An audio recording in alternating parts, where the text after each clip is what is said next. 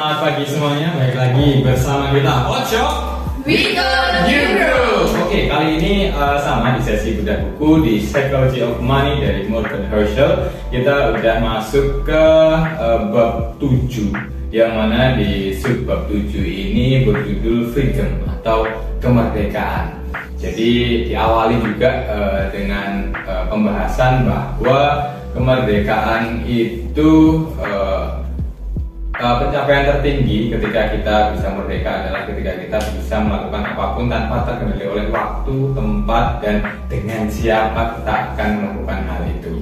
Oke, pembahasan kali ini saya dengan rekan-rekan saya. Dengan siapa ini? Saya Via. Via, oke Kak Via. Saya Diana. Oke, dengan Kak Diana. Yang satu lagi dengan Nadia. Oke, Kak Nadia. Oke, jadi rekan diri habis baca bab 7. Kira-kira siapa nih yang mau duluan nyampein apa sih yang ada di bab 7 itu, mungkin bisa disampaikan juga ke teman-teman. Oke, mungkin dari Via dulu ya Kak ya. Nah, ini di bab 7 tuh Via ngambil kisah dari Mr. Alan Campbell ya. Dia itu adalah seorang psikolog dari University of Michigan. Jadi dia tuh melakukan riset apa sih sebenarnya yang membuat orang itu bahagia. Nah, dari sini tuh didapat kesimpulan bahwa yang membuat orang bahagia itu bukan dari pendidikannya, bukan dari pendapatannya, bukan dari geografisnya, tapi yang membuat orang bahagia tuh apa yang bisa dia dapatkan. Misalnya kayak nih, contohnya saya kerja. Nah, suatu kebebasan yang bisa saya dapatkan ketika saya mengambil cuti tanpa ada hambatan gitu. Kita misalkan masih ada dapat jatah cutinya bisa saya ambil tanpa hambatan tadi. Itu contohnya Kak. Oke, berarti dari psikologi sebenarnya dari Mr. Campbell sendiri membahas bahwa ketika dia nyemplung di psikologi itu banyak membahas tentang kesakitan seseorang. Jadi apa sih ada schizophrenia, terus depresi, kemudian yang dibahas hanya itu, sedangkan dia ingin mencari apa itu sebenarnya kebahagiaan. Dan sudah disampaikan oleh Kavia tadi bahwa sebenarnya kebahagiaan adalah yang tadi mungkin ya hampir sama dengan yang kata-kata saya pertama tadi, ketika dia bisa bebas melakukan sesuatu tanpa ada hambatan. Sebenarnya ada pertanyaan menarik buat Kavia. Itu kan berarti dalam konotasi masih kerja. Iya. Nah, kalau ternyata udah kerja, ambil cuti tapi nggak boleh, itu gimana? Apakah itu juga bisa dimasukkan juga dengan kebebasan? Nah, kalau misalkan dari Via sendiri ya Kak ya, yang tadi kan dibahas itu tuh dari hal-hal kecil. Jadi kalau menurut Via itu suatu kebebasan bagi Via, ya berarti itu termasuk. Oke. Good. Dan sama juga walaupun diawali dengan kebebasan dan kapan bisa kita mengatur waktu, kapan kita bisa membeli sesuatu dan dengan siapapun, tapi memang yang namanya kebebasan itu nggak bisa diukur karena masing-masing, nggak hanya juga cuma dengan uang, nggak hanya juga dengan waktu, tapi ya masing-masing ketika dia udah menerima bahwa ya itu suatu kemerdekaan. Saya sekarang bisa ambil cuti, bisa bebas liburan, udah nggak kayak dulu lagi waktu kecil disuruh emak kesini, disuruh bapak ke sana. Mungkin itu juga salah satu kebahagiaan. Ikut dari Kak Fia, dari Kak Diana sendiri. Di sini ada sebuah kisah dari Rockefeller. Itu seorang yang sukses di bidang kilang. Dia itu bekerja bukan langsung di lapangan, kayak seperti mengobor sumur, membuat kereta, atau memindahkan barbel. Tapi dia itu bekerjanya secara tenang, berpikir bagaimana sih caranya pekerjaan ini tuh bisa cepat selesai, atau untuk kedepannya tuh gimana, solusinya gimana biar mungkin kilangnya itu cepat sukses atau mungkin berkembang di cabang-cabang yang lainnya gitu. Oke, jadi si Rockefeller ini banyak menghabiskan waktu untuk berpikir, bukan untuk bekerja, tapi di zaman itu dia banyak menghabiskan waktu untuk berpikir. Jadi kalau nggak salah sih saya baca itu tahun 1950, dia menjadi orang yang bukan seperti orang pada umumnya. Jadi kalau pada umumnya orang-orang itu ya bekerja keras, berangkat contoh kalau film minyak yang ngangkatin minyak seperti itu, tapi dia banyak menghabiskan waktu untuk berpikir. Dan fun fact-nya adalah itu adalah kegiatan yang banyak dilakukan oleh orang-orang di tahun 1950 untuk bekerja sendiri, dan dia mengambil keputusan untuk bekerja banyaknya berpikir. Oke, kalau dari Kak Diana sendiri, menurut Kak Diana relate gak sih dengan keadaan sekarang? Berpikir ya, mungkin untuk kerjaan yang sekarang tuh banyak berpikir gimana sih cara kita berinovasi untuk bagaimana cara merayu customer agar dia itu tertarik dengan produk yang kita jual, entah itu dari kata-katanya atau mungkin dari bagaimana sih kita menyampaikan penjelasan itu. Oke, good.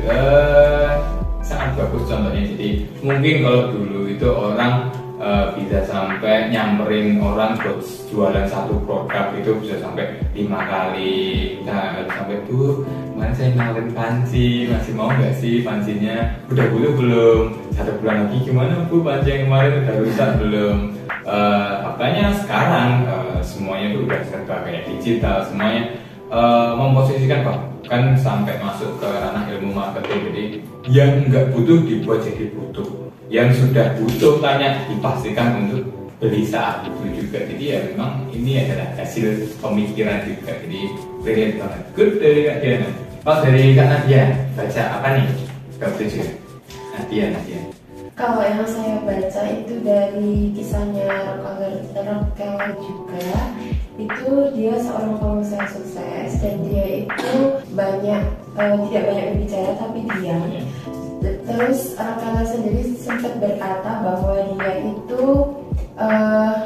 membiarkan orang lain yang banyak berbicara, tetapi dia tidak banyak tingkah tapi banyak berpikir. Dia sempat mencontohkan bahwa dia itu saat waktu itu dia ada kisah pada mobil itu, dia sempat berhasil dalam perakitan sebuah mobil. Jadi dia itu berhasil untuk memecahkan sebuah masalah dalam perakitan mobil tersebut. Oke, jadi ada satu perakitan mobil dan mungkin bagi Rockefeller itu ada satu masalah, dan dalam waktunya yang hanya saat dia naik mobil dia bisa berhasil memecahkan suatu masalah dan menjadikan itu sebuah solusi. Oke, good banget dari teman-teman, mudah-mudahan paham atas bab 7 itu. Sebenarnya saya mau sampaikan bahwa ketika kita ambil garis benang merah dari cerita bab 7 ini, banyak hal yang mengorbankan. Jadi ketika kita ingin sukses di finansial, tadi disampaikan bahwa uang bisa memberikan kamu keuntungan lebih. Jadi dengan uang kamu bisa membeli waktu, dengan uang kamu bisa membeli dengan siapa kamu mau keluar, belanja, dan dengan uang kamu bisa menentukan apa yang kamu inginkan. Namun di balik itu, di semua kisah ini juga disampaikan bahwa semuanya pasti tidak berjalan sesuai dengan apa yang kita inginkan. Jadi mungkin kita bisa bekerja dalam 1 tahun, kemudian hasil tabungan kita mungkin cukup untuk 6 bulan nganggur. Tapi selebihnya saat itu kita pasti akan kembali lagi. Dan tadi di cerita Rockefeller juga itu disampaikan bahwa mungkin dokter siapa tadi ya, Martinez, itu diceritakan bahwa orang yang main saham itu ternyata kerjanya jauh lebih banyak dibandingkan orang-orang biasanya. Karena fun fact-nya cerita orang-orang yang bermain saham adalah dia pekerja yang benar-benar memakan banyak waktu. Dia sudah biasa pulang larut malam, terus kemudian dia juga sudah biasa seolah-olah jam kerjanya sekian, tapi ketika di kehidupan nyatanya ternyata dia berpikir sampai 24 jam, lebih dari jam kerjanya dia. Jadi cukup susah dipahami bab 7 ini, tapi ketika kita bisa menyeimbangkan antara cerita-cerita itu, kita bisa tahu benang merahnya seperti apa. Dan sedikit informasi bahwa yang diceritakan di sini banyak negara Amerika. Kita tahu kan Amerika itu negara besar, negara kaya. Tapi di cerita itu ternyata dibandingkan tahun 1950, Amerika itu tidak lebih bahagia dari tahun itu yang sekarang ya. Kalau dari cerita Rockefeller pas juga dulu orang hanya bekerja mungkin 8 jam, tapi sekarang orang bekerja 24 jam karena 8 jam bekerja mikir di kantor, tapi selebihnya mikir di rumah. Dan zaman sekarang ini juga ternyata enggak kayak 1950 dulu banyak yang kerja, sedikit yang mikir. Sekarang kebalikannya loh, banyak yang mikir, sedikit kerja. Ini masuk ke era disrupsi, jadi semuanya berkembang. Jadi teman-teman harusnya sudah mulai paham bahwa ya berpikir, belajar itu sudah satu kebutuhan pokok untuk menjalani kehidupan ini saat ini. Oke, saya rasa cukup menarik dari bab 7 ini. Terima kasih buat rekan-rekan. Oke, terakhir saya mau ingetin buat teman-teman yang punya usaha supaya usahanya terlihat merdeka. Jangan lupa untuk melengkapi peralatan kasir usaha teman-teman, utamanya di bidang POS, nggak cuma jualan retail ya, di hospitality, bahkan di kafe, terus kemudian di resto, dan juga di berbagai kesehatan pasti butuh peralatan POS. Dan kita kalau butuh POS harus ingat sama Coach Shop, karena kita sendiri ada banyak cabangnya dari mana aja? Ada di Surabaya, ada di Semarang, di mana lagi? Di Medan, di Makassar, di Jakarta. Oke, kemudian dari 6 cabang itu rasanya sudah sangat mumpuni untuk melengkapi kebutuhan teman-teman. Oke, jangan lupa buat cek Coach Shop di mana aja? Ada di toko oranye, ada di toko hijau. Banyak sih lengkap pokoknya, teman-teman bisa langsung cek aja. Oke, jualan apa aja sih Coach Shop? Nah, di Coach Shop ini kita banyak banget nih Kak jualannya. Jadi kalau dari teman-teman nih butuh printer kasir ataupun printer label ataupun scanner. Terus kalau dari teman-teman mau buka peluang usaha untuk cetak kartu nih, kita juga ada printer ID card. Ada apa lagi Kak? Ada timbangan biji untuk timbangan buah dan sayurnya juga ada. Ada suplesnya juga, atau teman-teman mungkin lagi cari custom, kita juga ada dari custom Landia, kartu maupun suples kita juga bisa.